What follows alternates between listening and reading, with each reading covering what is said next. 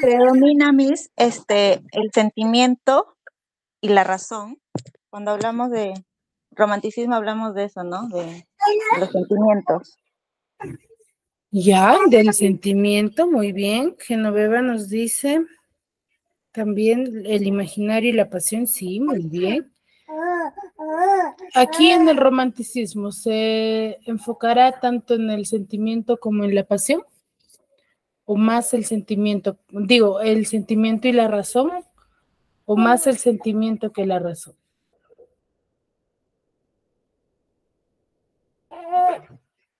El sentimiento, Miss. Buenos días. Buenos días. El sentimiento predomina dentro, ¿verdad?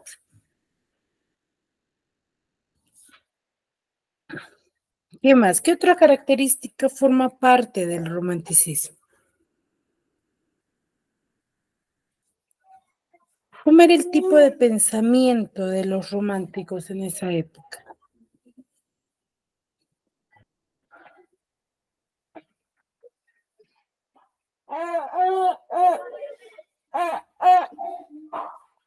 ¿Qué sentimiento predominaba dentro del romanticismo?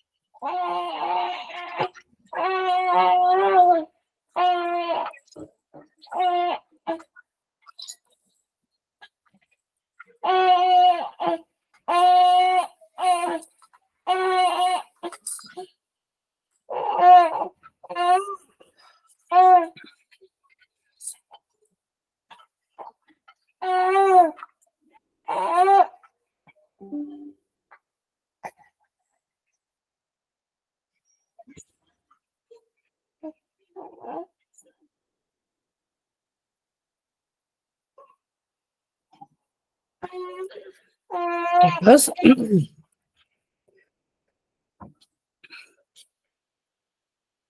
¿Cómo era el tipo de pensamiento? ¿Cómo se desarrollaban ellos?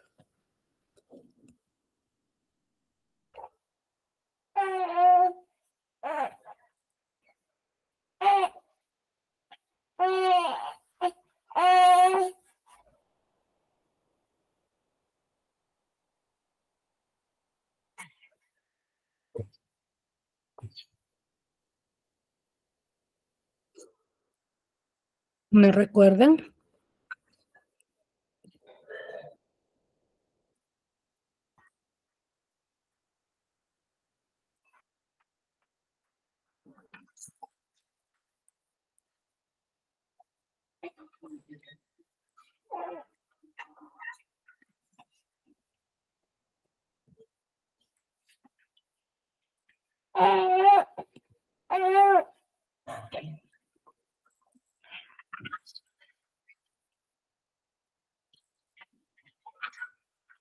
Hoy en Draw My Life, Los Miserables de Víctor Hugo.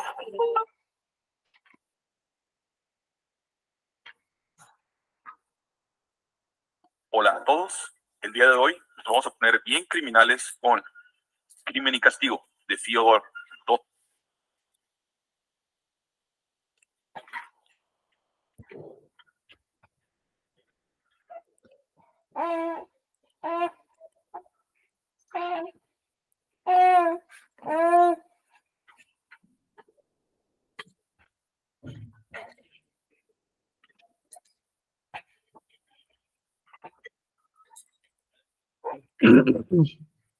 La filosofía, ya, muy bien, Genoveva.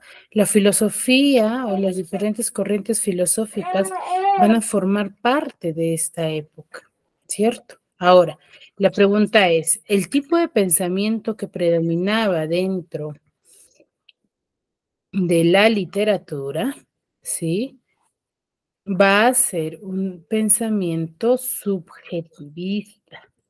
¿Recuerdan? Cuando nosotros hablamos de un sentimiento subjetivista,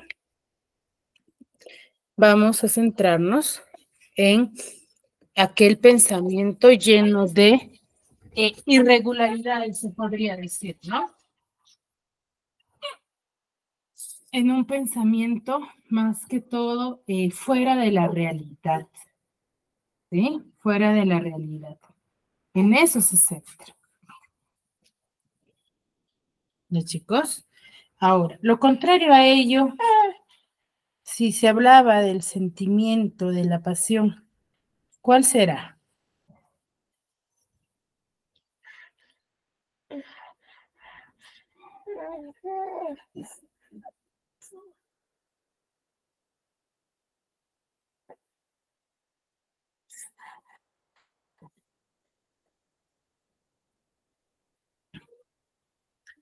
Lo contrario al romántico, ¿qué será, chicos?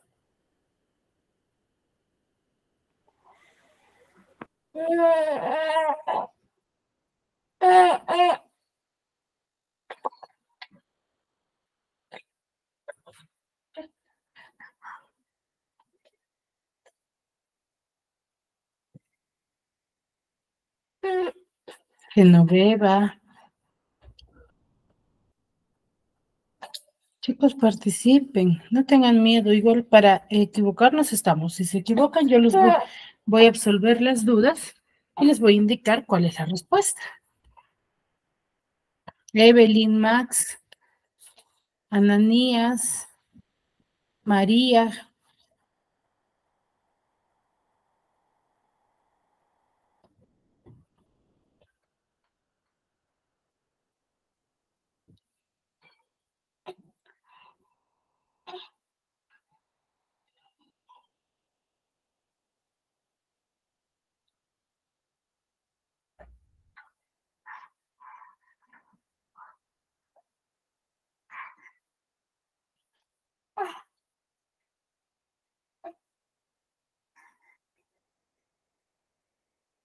Miss, ¿cuál era la pregunta? Disculpe.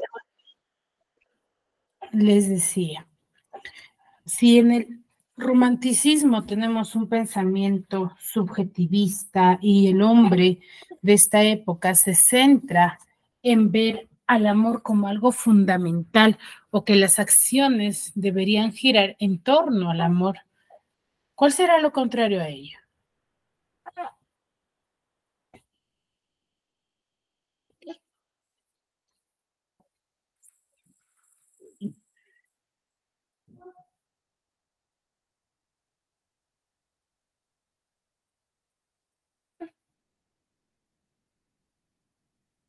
¿Cuál será lo contrario, lo distinto? ¿Habrá alguna corriente que nos hable de lo distinto?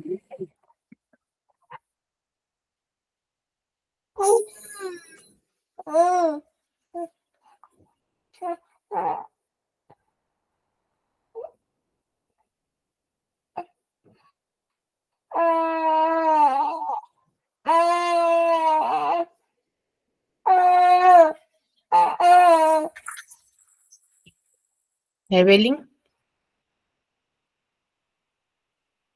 Evelyn, ¿me escuchas? Sí, profesora. ¿Consideras de que quizás hay una corriente que nos hable de algo distinto?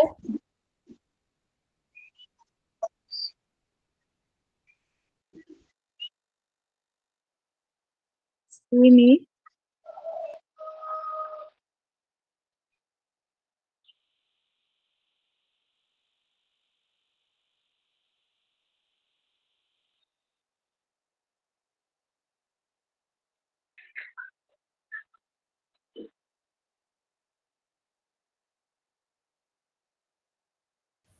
Claro, a ver, ¿por qué la pregunta? Porque cuando nosotros hablamos del romanticismo, nos vamos a centrar, ¿sí? Nos vamos a centrar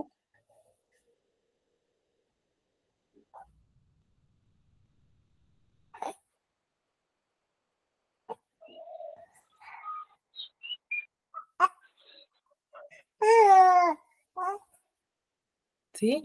Nos vamos a centrar en un tipo de pensamiento más real, ¿no? Un pensamiento basado en la razón.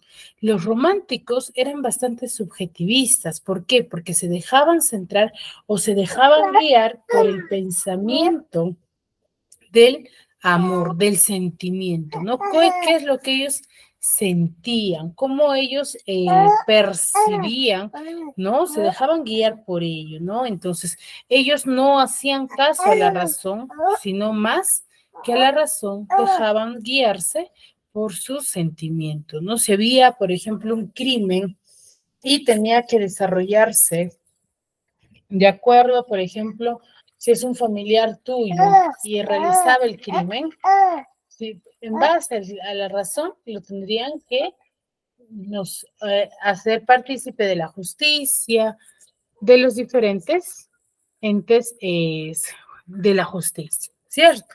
Pero no, los románticos no realizaban ello. Ellos se dejaban guiar por el sentimiento, ¿no? Por ese sentimiento que era el familiar o era la persona que ellos querían. Entonces no podían actuar porque quizás lo apreciaban más, ¿cierto? Esa era la finalidad de los románticos, ¿no? Entonces las acciones y los... Buenos días, disculpe la tarde. Buenos días. Sí, el desarrollo de cada uno de esos actuares se van a dejar guiar mucho por el sentimiento más que por la razón. Es por ello que nace una nueva corriente literaria que es el llamado realismo, ¿ya? El realismo es un movimiento muy distinto al romanticismo. Si bien es cierto, cada movimiento literario va a tener un antecedente referente a una forma de pensamiento. Entonces, lo mismo va a surgir dentro de la literatura, ¿no? Pero a diferencia de que el realismo va a cambiar rotundamente, ¿sí? El pensamiento romántico de la época, ¿sí? El realismo va a surgir a la segunda mitad del siglo XIX con un pensamiento bastante positivista. Aquí van a estar los filósofos como Comte, como Darwin, como Mendel y como Marx, ¿no? Acá va a haber muchos pensamientos filosóficos, ¿no? Como el positivismo de Comte, el evolucionismo de Darwin, el experimentalismo de Mendel y el materialismo dialéctico de Marx, ¿no? Que se va a desarrollar durante toda esta época, ¿sí? Entonces, como van a surgir dichos pensamientos filosóficos, van a ser mayores las manifestaciones, o mejor dicho, dentro de las obras literarias se va a tratar diferentes ámbitos sociales, ¿no? Teniendo en cuenta cada uno de estos pensamientos. Aquí van a surgir las ideologías revolucionarias, como el socialismo, el anarquismo, ¿sí? Dentro de la época. ¿Ya?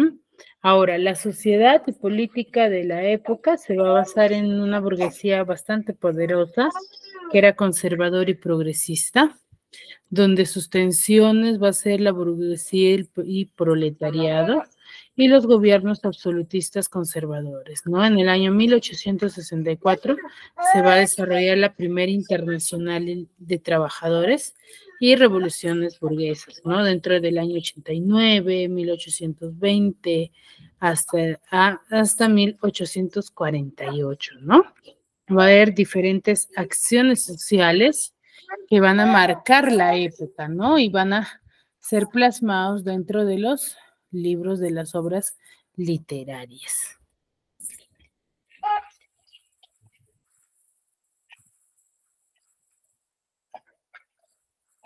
Ahora, ¿qué antecedentes tiene esta obra literaria? O mejor dicho, esta corriente literaria. Van a ser el folletín, la picaresca, el costumbrismo, la fotografía. Ya el movimiento va a ser más difundido durante esta época, ¿sí? Va a estar más difundido, se va a conocer mucho más de diferentes temas, más que la anterior, ¿no? Por el mismo por la misma época y por la forma en la cual se van a empezar a difundir.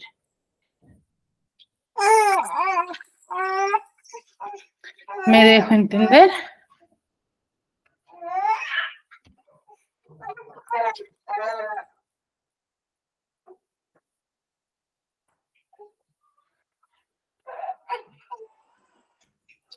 Chicos.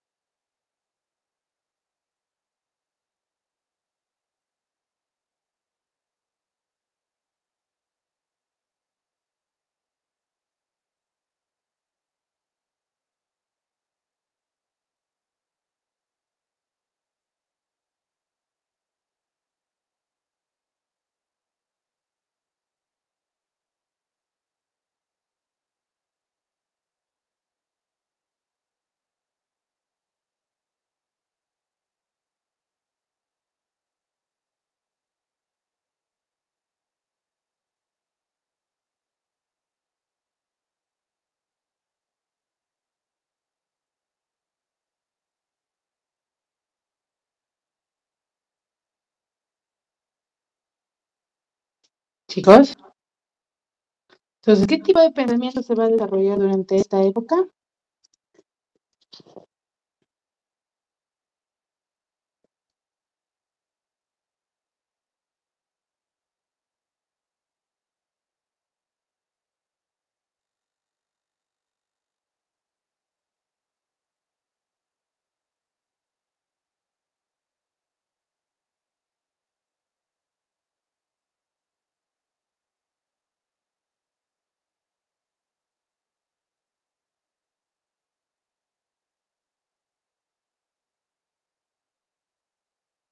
Ananías, ¿me escuchas?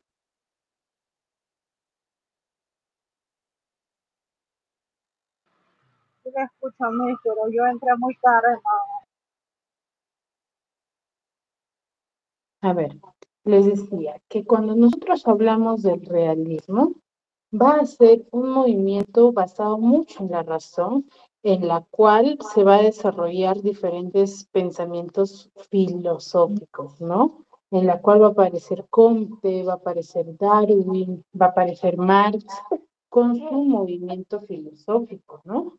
Es por ello que al hombre de esta época se le va a conocer como un hombre basado en la razón. Sus acciones van a ser basadas en la razón, más que en el sentimiento, que era lo que era el romanticismo, ¿no? Como les decía, se dejaban guiar mucho por el sentimiento, por ese amor que tenían quizás por alguien. Entonces, no hacían acciones basadas en la razón, sino más que todo en el sentimiento. Entonces, el realismo cambia con ello, ¿no? Ahora, ¿qué antecedentes va a ser partícipe de esta época que lo van a llegar a difundir? Va a ser el folletín, la picaresca, el costumbrismo, la fotografía, que va a formar parte de la evolución de la literatura de esta época.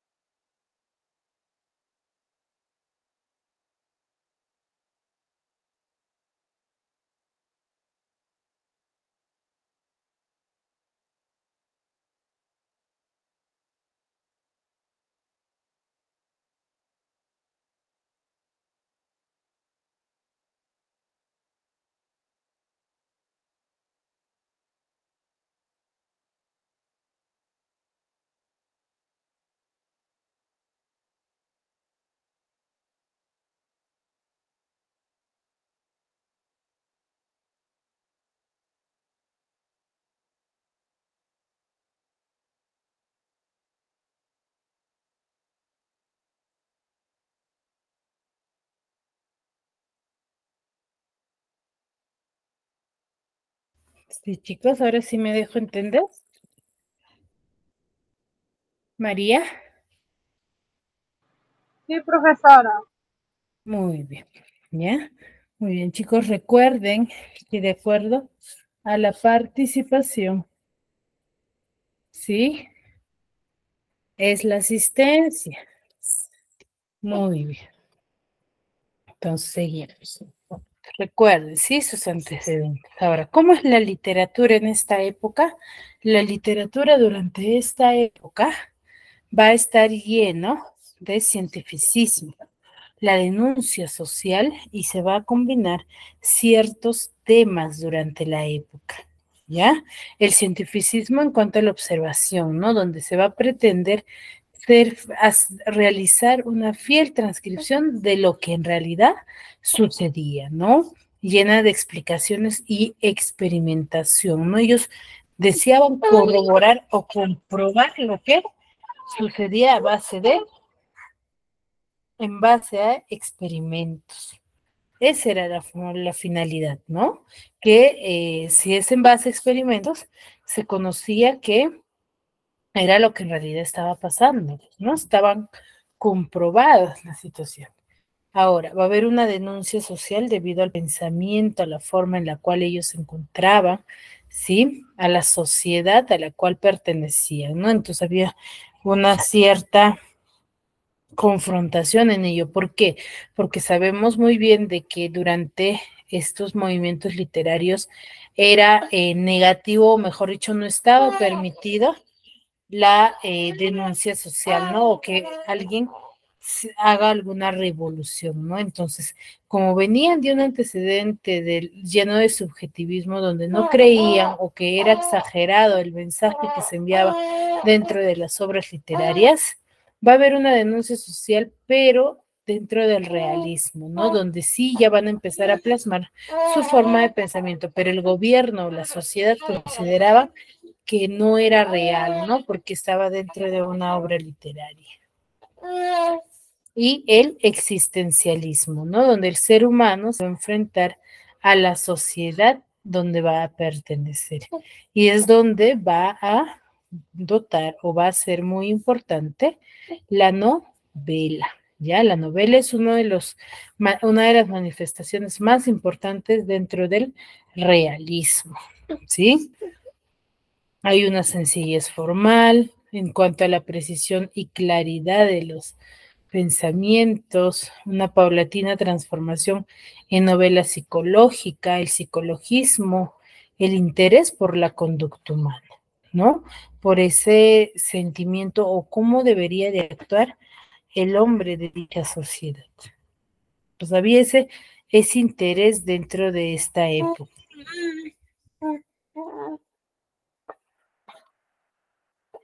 Ahora, como la novela es una manifestación muy importante o lo que más se redactaba durante esta época, va a estar lleno de verosimilitud en argumentos, ¿no? ¿Qué quiere decir? Comparaciones, donde el protagonista o los protagonistas principales de esta época va a ser la sociedad o la mujer, ¿no? Y la mujer o ambos, ¿no?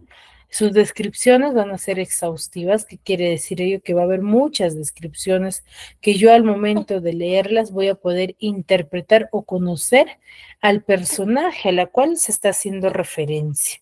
¿Por qué? Por sus descripciones. Una fiel reproducción de distintos registros. ¿Qué quiere decir? De distintos idiomas de la época. Va a girar en torno a ello, ¿no?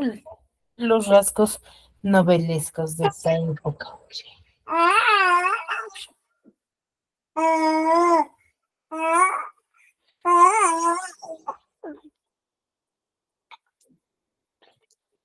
Ahora, aquí también van a aparecer lo que son las nuevas técnicas narrativas, ¿no? Que van a estar dotadas dentro del realismo, ¿no? Como una manifestación nueva de la época, ¿ya? Va a haber un narrador omnisciente que no siempre va a aparecer dentro de la historia, la caracterización de personajes, la lucha contra las normas que se van a ir planteando dentro de la sociedad, ¿sí? Al monólogo interior, va a haber un monólogo interior dentro de la historia y un estilo indirecto libre, ¿no? Y lleno de ironía, ¿no? Si bien es cierto, venían de un antecedente romántico, entonces van a aprovechar ello, ¿no? Y una aparente objetividad, ¿no? De la intervención del autor, ¿no? Que va a formar parte también de la historia, ¿no? No todas las historias van a tener a un narrador partícipe de la historia, pero sí se va a dar, ¿no? Sí va a haber obras en la cual el narrador o el autor de la obra va a formar parte de la historia como un ente que va a estar lleno de objetividad, ¿no? ¿Qué temas tratan las novelas de esta época? Va a tratar el mundo rural, el mundo urbano, ¿sí? La historia, la política, los conflictos existenciales del hombre de esa época, que es la locura, el amor, una sociedad llena de falsedad, de soledad, va a formar parte de esta época, ¿no?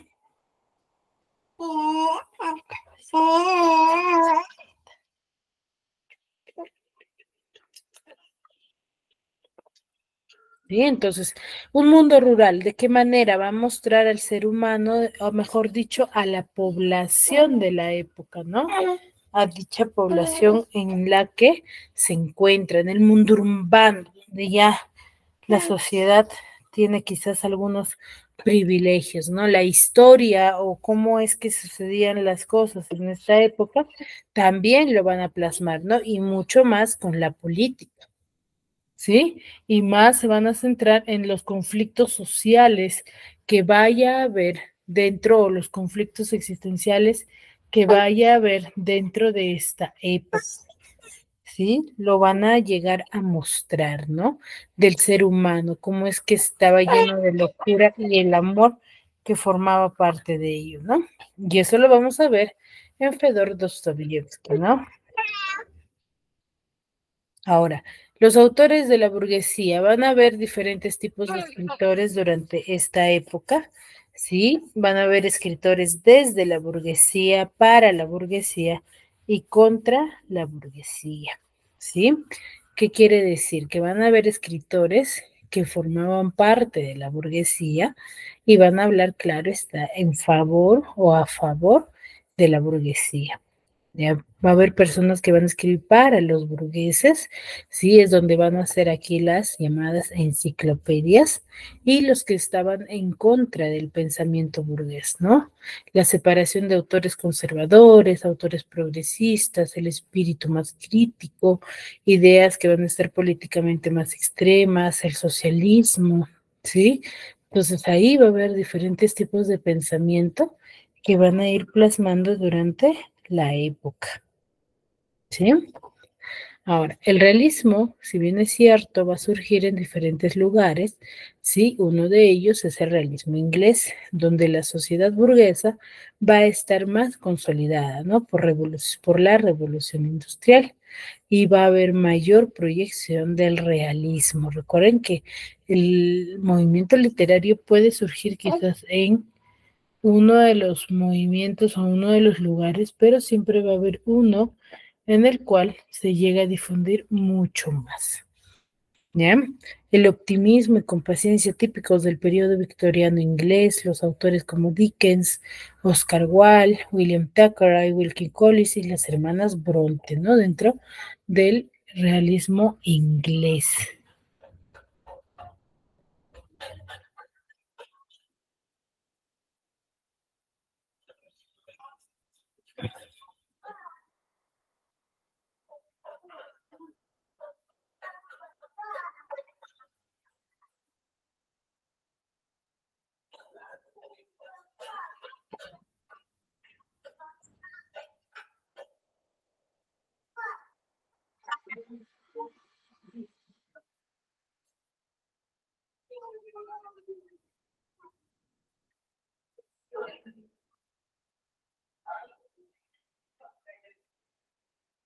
¿Sí? Muy bien. Uno de los representantes de este movimiento va a ser el famoso Charles Dickens, del año 1812 al 1870, donde los vamos a manifestar algunos rasgos autobiográficos, donde sus personajes que él va a presentar van a ser netamente infantiles o en su mayoría, ¿no? Él dentro de sus obras literarias va a dulcificar, ¿no? Su crítica, ¿no? De alguna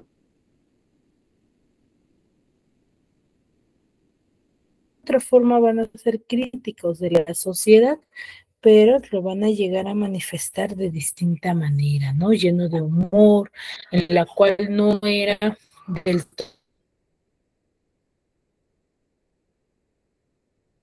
todo, quizás la sociedad consideraba que no era del todo real, ¿no? Y no consideraba como una revolución. Va a haber importante ironía, un estilo sencillo. ¿Por qué? Porque los textos van a ser escritos especialmente para niños, ¿no? ¿No? Que es una característica fundamental del realismo, ¿no? La coherencia formal y esa aguda percepción de la condición humana, ¿no? En la cual se dotaba en esa época, ¿sí? Va a haber rasgos melodramáticos, folletinescos y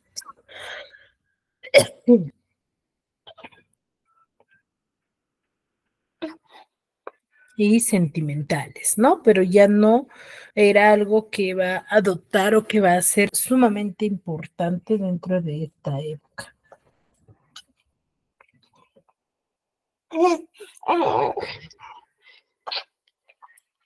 Dentro de sus obras vamos a tener a los papeles póstumos del Club de Pickwick, Oliver Twist, La Pequeña Dorrit, Canción de Navidad, David Copperfield, Tiempos difíciles, Grandes esperanzas. Son obras llenos de personajes infantiles, ¿no?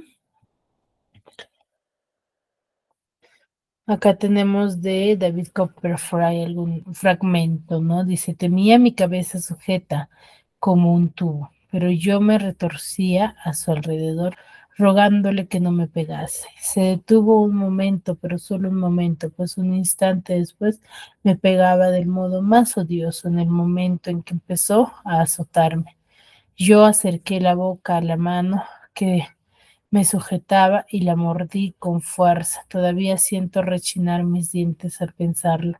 Entonces él me pegó como si hubiera querido matarme a golpes. A pesar del ruido que hacíamos, oí correr en las escaleras y llorar. Sí, sí, oí llorar a mamá y a Pegote. Después se marchó cerrándome la puerta por fuera y dejándome tirado en el suelo, ardiendo de fiebre, desgarrado y furioso. Qué bien recuerdo cuando empecé a tranquilizarme, la extraña quietud que parecía reinar en la casa.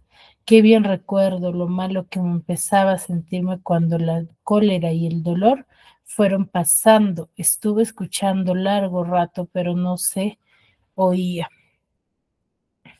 nada. Me levanté con trabajo del suelo y me miré al espejo. Estaba tan rojo, hinchado y horrible que casi me asusté. Me dolían los huesos y cada movimiento me hacía llorar, pero aquello no era nada al lado de mi sentimiento de culpa, ¿no? Entonces, este es un pequeño fragmento de un enfrentamiento que hubo, ¿no? Con un pequeño. Entonces, es más que todo como ustedes ven, ¿no?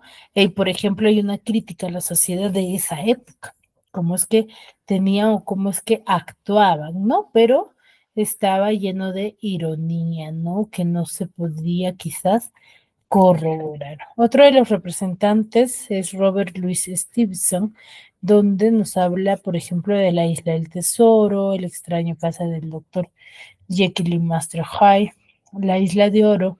Nos va a narrar las aventuras de los salvajes en zonas marginadas de Asia o América, ¿no? Donde el protagonista va a ser un niño y una situación inicial que va a ser muy desgraciada, ¿no? Durante esta época. Sí, se va a presentar al viaje como evasión o escape de la realidad y va a reflejar a la sociedad de su época, ¿no? En la hipocresía de los personajes buenos y en cierta nobleza los malvados, ¿no? El extraño caso del doctor Jekyll y Mr. Hyde es sobre una extraña joya de la literatura inglesa donde el psicologismo va a estar basada en maldad del yo más íntimo, ¿no? Del ser humano. Oscar Wilde es otro representante del realismo con su obra El retrato de Dorian Gray, donde va a haber una difícil adscripción y va a narrar la degeneración e inmoralidad de Dorian, ¿no? Esta obra es muy bonita, muy interesante, en la cual nos va a narrar al joven Dorian, que se quedó obsesionado con su forma de pensamiento, con su belleza, ¿no? Él se había enamorado de la belleza que tenía, con la belleza que poseía. Él se va a enamorar de ello y va a decidir, es pintado por uno de sus amigos, entonces él decide cambiar su retrato por él, ¿no? Él decía que todo lo malo, que todo lo que hacía se quedase dentro del retrato pintado, ¿no? Y que él se permaneciese lleno de belleza pura, ¿no? Y que nunca cambiase de ello. Entonces él va a plasmar dicho pensamiento dentro de esta época. ¿Sí? Entonces él se queda tan obsesionado que todo lo malo que realizaba durante esta época va a ser dotado dentro de del retrato pintado, ¿no? La destrucción de un día, después de tanta maldad que había realizado, sí, se va a ver a sí mismo en el retrato y va a observar un horrible rostro, ¿no? Un horrible rostro que se va a desarrollar en base a las maldades que había realizado, ¿no? Entonces, al ver ello,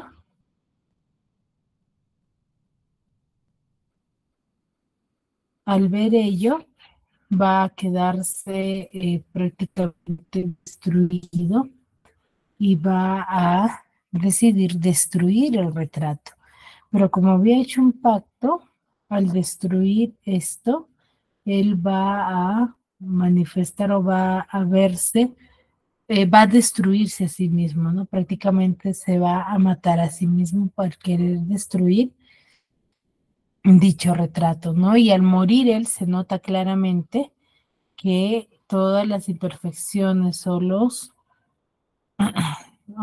el desarrollo de su rostro va a cambiar en persona, ¿no? Y se va a ver claramente la destrucción de dicho ser humano, ¿no? Es una obra muy importante que impacta mucho durante el realismo, ¿no? Se muestra al hombre en su máxima expresión.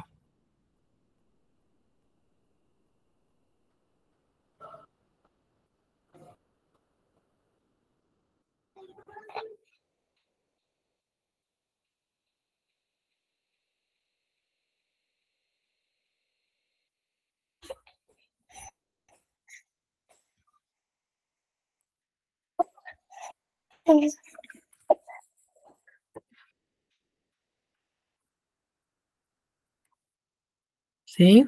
Ahora otros representantes vamos a tener a William Thackeray, Wilkie Collins, a los hermanos Bronte, a George Eliot, Marianne Evans, ¿sí? Con diversas manifestaciones también.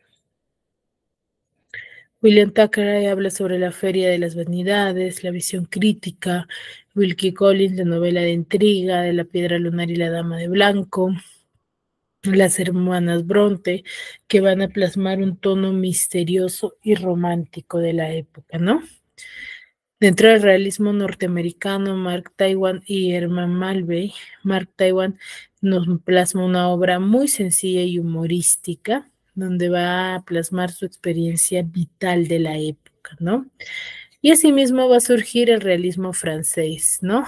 con Henry Bailey, con Stendhal, Rojo y el Negro, que es una obra sumamente importante dentro del realismo francés y que hasta la actualidad se estudia, ¿no? La historia del fallido intento de ascenso social y de conquista de la felicidad por parte de un plebeyo, ¿no? Querer adquirir esa felicidad.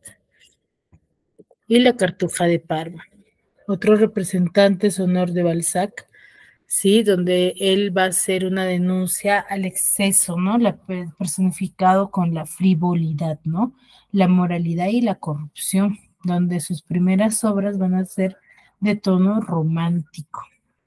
Las historias van a ser muy simbólicas, como La piel de Zapa, las policíacas como Un asunto tenebroso, protagonistas, vamos a tener a damas, jóvenes de sangre azul, de familias nobles, aristócratas, cansados de la vida y los desilusionados, ¿no? Las grandes novelas realistas son comedia humana, donde va a plasmar personajes que van a circular de novela en novela, ¿no? Como una secuencia, se podría decir.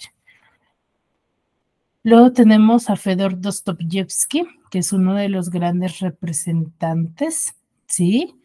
De Moscú de 1821 y San Petersburgo de 1881, ¿no? Fue educado él por su padre, un médico bastante déspota, se podría decir, y brutal, ¿no? Donde él va a encontrar protección, ¿sí? Él va a encontrar protección y cariño en su madre, ¿sí? En su madre, y va a plasmar dicho actuar brutal que va a tener por parte de su padre, va a hacerse representado durante su escritura también. Él es un novelista ruso y representante de la literatura realista. Y él va a plasmar dicho movimiento y genio de la narrativa europea, ¿no?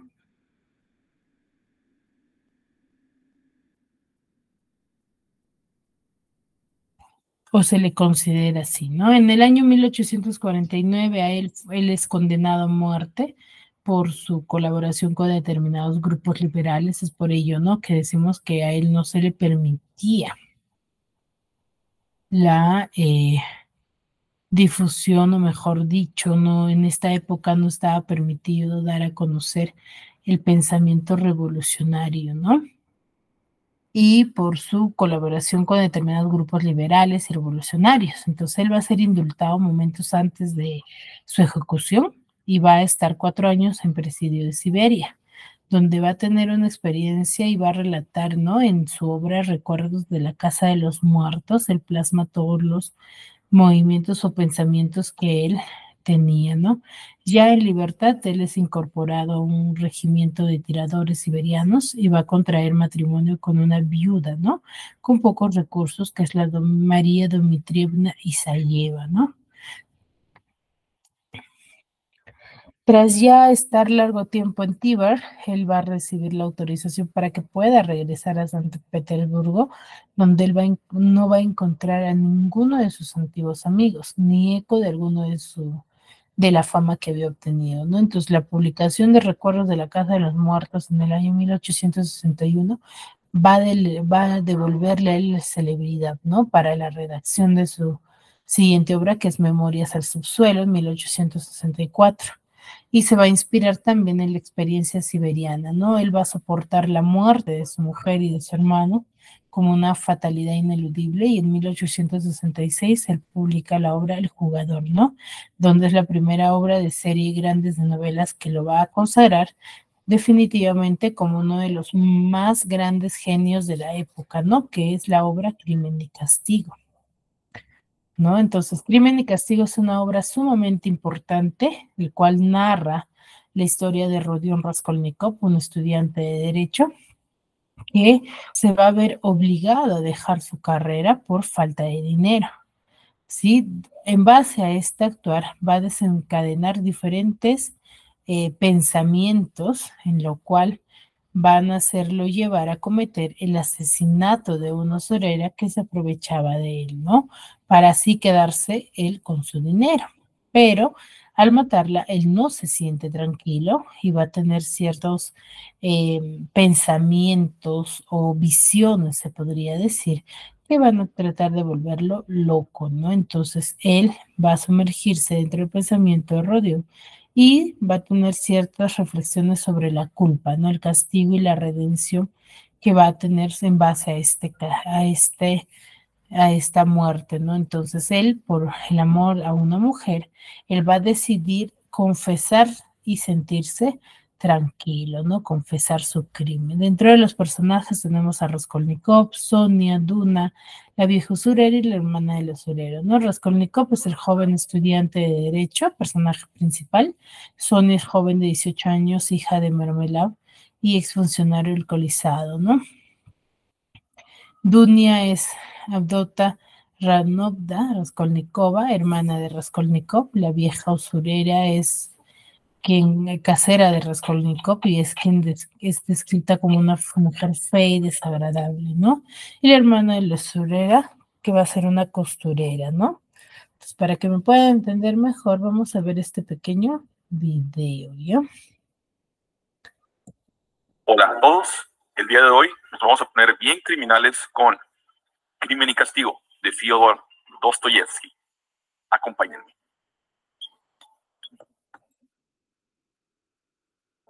La historia comienza con uno de los personajes literarios más polémicos de la literatura. Este es Raskolnikov, pero a él le gustan que le digan Rodia. Rodia es un estudiante universitario de San Petersburgo que tenía muchos problemas económicos. Por alguna razón, Rodia está contemplando cometer un crimen, pero no sabe con exactitud el crimen que va a cometer. Y sale de su casa y se dirige a la casa de una vieja ávara usurera llamada Elena Ivanovna, con la intención de pedirle un préstamo para comprar un reloj.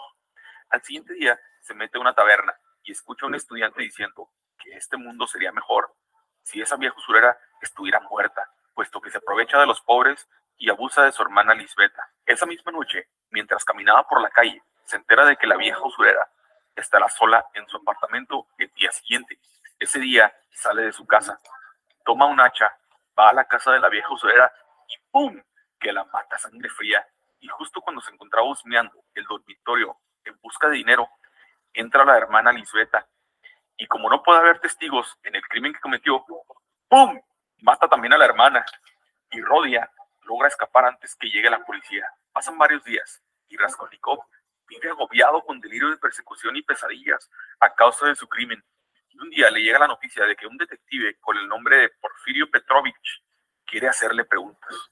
Lo que no sabe Raskolnikov es que la cita a la estación de policía no es relacionada con los homicidios que él cometió, sino que la casera quiere cobrarle el dinero que debe del alquiler. Por un momento Rodia piensa en confesar su crimen, pero no lo hace. Por casualidad el detective le menciona el homicidio de la vieja usurera y Rodia de los nervios se desmaya. El delirio de persecución de Rodia se sale de control y comienza a afectar su salud, sufriendo de insomnio por la tensión nerviosa que esto le ocasiona. Para calmar su alma de tanto tormento, busca consuelo a manos de una joven llamada Sonia Marpeladora. Sonia, aunque una prostituta, está llena de virtudes cristianas y solo se conduce en la profesión por la pobreza de su familia. Un día Rodia, mientras pasaba tiempo con Sonia, le obliga a leer la historia bíblica de Lázaro para reconfortar su alma. Mientras la novela avanza, Raskolnikov se presenta con el detective Porfirio, quien empieza a sospechar de que él es el asesino. Llega a esta conclusión tan solo viendo sus reacciones psicológicas, pero no tiene pruebas contundentes para culparlo. Conforme pasa el tiempo, Porfirio se vuelve cada día más seguro de su culpabilidad, hasta que le pide que confiese su crimen, prometiéndole que de confesar su crimen, su condena se vería considerablemente aligerada. Y justo cuando está a punto de confesar, un hombre con el nombre de Nicolás Dementiev confiesa que él es el culpable del homicidio y por milagro logra evadir la justicia. Sin embargo, los nervios de Raskolnikov comienzan a agotarse y él está luchando constantemente con la idea de confesar, aunque sabe que nunca puede ser verdaderamente condenado. Se dirige a Sonia por apoyo y finalmente le confiesa todo su crimen a ella. Rodia en este punto de la novela está completamente desgastado y Sonia, viendo su sufrimiento, lo empuja a confesar su crimen, diciéndole: ve a la primera esquina, saluda a la gente, besa la tierra que has mancillado con tu crimen y di en voz alta para que todo el mundo te oiga: soy un asesino, Así que Rodia hace exactamente eso. Ir a la plaza, se dejó caer de rodillas en el suelo y besó la tierra. Y después se fue con Porfirio a confesar su crimen. Al final, Raskolnikov es sentenciado a 8 años de trabajos forzados en Siberia, donde Sonia le sigue. Pero si piensan que todo esto acaba aquí, están equivocados. Tienen que ver el análisis de esta obra.